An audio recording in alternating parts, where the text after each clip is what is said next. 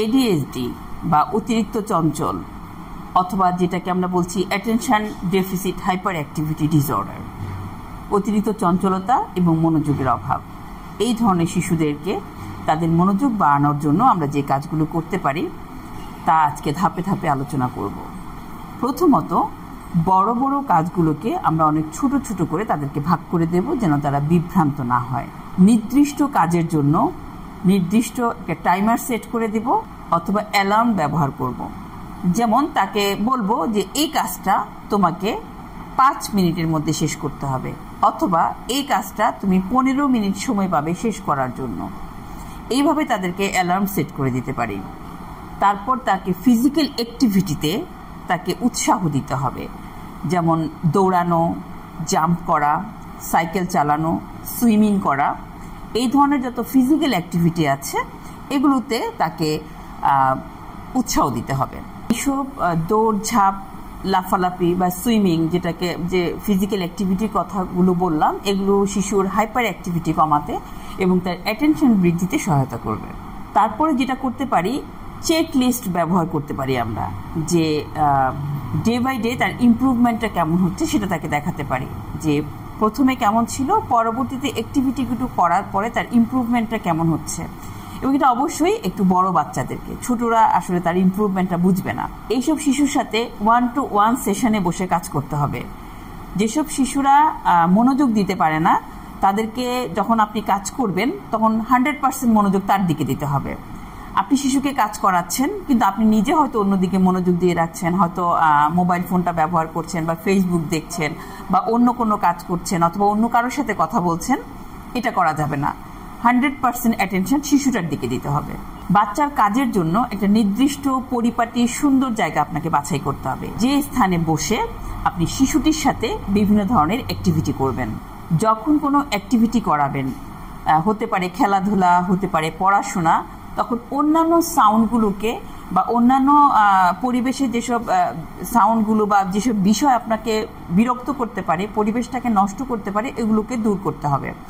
যেমন একটা টয় দিয়ে খেলছে কিন্তু পাশে আবার আরেকটা খেলনা অনেক উচ্চস্বরে শব্দ হচ্ছে, আরেকটা শিশু হয়তো আরেকটা খেলনা নিয়ে খেলছে, অথবা শিশুকে পড়তে বসিয়েছেন কিন্তু পাশের রুমে উচ্চ শব্দে টিভি চলছে। যে এই ধরনের বিষয়গুলো, এনভায়রনমেন্টগুলোকে আপনাকে দূর করতে হবে। একই সময় শিশুকে বিভিন্ন ধরনের খেলনা দেওয়া যাবে না, তার খেলনার পরিমাণ কমিয়ে আনতে হবে। এট এ টাইম শুধুমাত্র একটা খেলনা দেওয়া যাবে। একসাথে অনেক খেলনা শিশুর মনোযোগ নষ্ট করে। এডিএইচডি শিশুদের স্ক্রিন টাইমটা কমিয়ে আনতে হবে। স্ক্রিন টাইম তাদের হাইপার অ্যাক্টিভিটিতে অনেক বেশি কাজ করে, বাড়িয়ে দেয়। বেশি ভালো হয় একদম যদি বন্ধ করে দিতে পারি তাহলে খুবই বেটার, আমি বলবো বেস্ট যদি আমরা বন্ধ করে দিতে পারি। আর যদি অপারগ হই তাহলে ডেইলি 30 মিনিটসের বেশি অবশ্যই নয়। রিলস ভিডিও বা ইউটিউবের যেসব ভিডিও, এগুলো বাচ্চার মনোযোগের ক্ষমতা কমিয়ে দেয় ধীরে ধীরে। আর শিশু শুধু কাজ করতে পারলে বা ফলাফল সে সাকসেস হলেই তাকে প্রশংসা করবেন, বিষয়টা তা নয়। তার প্রত্যেকটা কাজের জন্য তাকে প্রশংসা করুন, ফলাফলের জন্য ওয়েট করবেন না। তার কাজে তার উৎসাহকে বাড়ানোর জন্য তাকে ছোট ছোট গিফট দিতে পারেন, যেমন স্টিকার, কার্ড বা তার পছন্দের কোনো খাবার, চকলেট, বা একদিন হয়তো তাকে একটু পার্কে ঘুরতে নিয়ে গেলেন। এই ধরনের ছোট ছোট রিওয়ার্ড তাকে দিতে হবে। শিশুর জন্য একটা সুন্দর রুটিন তৈরি করুন, সে কখন কোন কাজটা করবে, কখন খাবে, যেটাকে আমরা ডেইলি রুটিন বলি। এতে শিশুর কাজের প্রেশারটা কমবে, মেন্টাল প্রেশার কমে আসবে। এবং যদি প্রি প্ল্যান থাকে, সে যদি জানে যে কোন টাইমে তাকে কি করতে হবে, তাহলে তার অন্যান্য প্রেশারগুলো তার কম ফিল করবে শিশু, এবং তার কাজের অ্যাক্টিভিটিটাও কিন্তু বৃদ্ধি পাবে, যেহেতু তার মেন্টাল সেট থাকবে যে আমি কোন সময় কি করব। পাজেল মেলানো বা ড্রয়িং করা বা কালার দিয়ে জল রং বা অন্যান্য কালার দিয়ে আঁকিবুকি করা, এই ধরনের কাজের প্রতি তার উৎসাহ বাড়াতে সাহায্য করুন।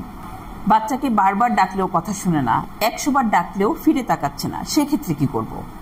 সেক্ষেত্রে শিশুকে বারবার ডাকা যাবে না, তাকে অনেকগুলো ইনস্ট্রাকশন একসাথে দেয়া যাবে না।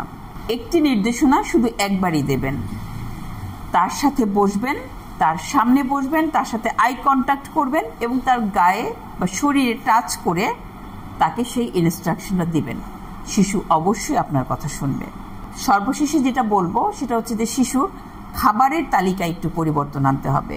যেমন মিষ্টি জাতীয় খাবার বা fast food, chips, Sprite, Coke, যে কোল্ড ড্রিঙ্কসগুলো আছে অথবা যেসব প্রিজারভেটিভ ফুডগুলো আছে এগুলো থেকে তাকে বিরত রাখতে হবে। এই খাবারগুলো তাকে কম দিতে হবে।